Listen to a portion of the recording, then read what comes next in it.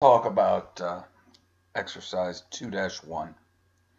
Now in 2-1, it's quite an aggravating exercise the way that it's laid out. And the reason I say that, it's hard to understand what it is that they're wanting us to do or how they really want us to do it. And what it boils down to is we're distinguishing the difference between a double and a decimal. As we go try different values, we declare a double, we declare a decimal, and give them the same value and see what happens when you put different values in there. So let's come in this spot where we've come before, we'll back up, come to the ending place from the line before, enter. Now our indentation's correct. And we'll create a double. We'll call it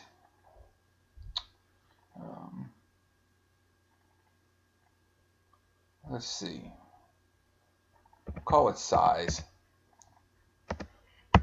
Size is equal to, let's come up with a big number. What a big number to put in there. Let's put something, write it, say plus 52m. Okay. So if I run this now, I've declared that double. I gave it a big number. And it says it's outside the range of a double. We've got a problem.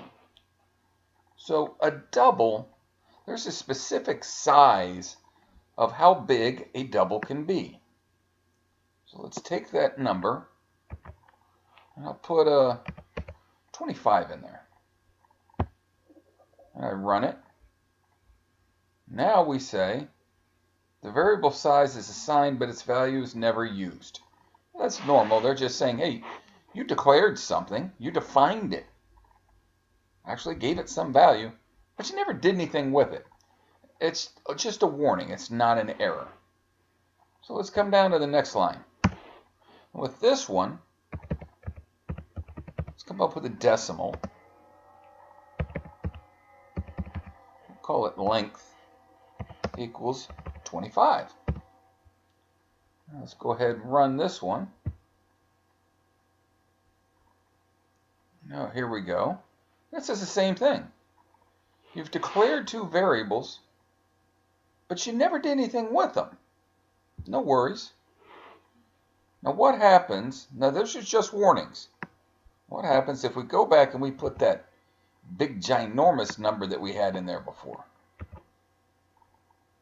You saw the double had a problem with it. It does decimal. Go ahead and run it.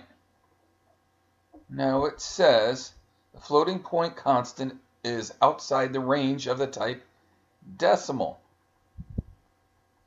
So they're saying that this thing is so big, you can't do that. So that's, in a nutshell, what we've got going on here. Let's go ahead and test this and see if we did what they wanted us to do by assigning numbers big enough. They said, yeah, you did something. They go through and check to see. We got 4 of 4. We used a decimal. We used a double.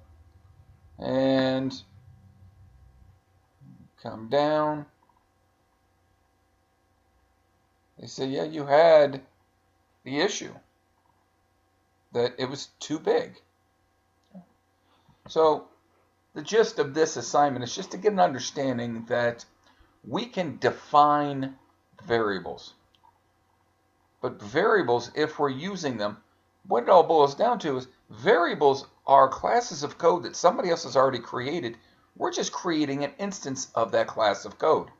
And the attributes associated with that class of code that we're instantiating, we're creating an object, an instance of the double, and we're calling it size. So we have a size object. That size object has limitations associated with the attributes of that variable. So this variable size, they have a limitation of how big it could be, the length, how big that number can be. Okay?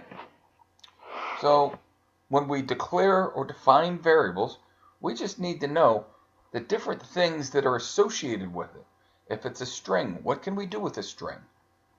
Okay. If it's an int, if it's a double, a decimal, depending on what the variable is, each one's going to have different kinds of limitations or attributes and functionality or methods associated with it. Okay, so I'll see you in the next one.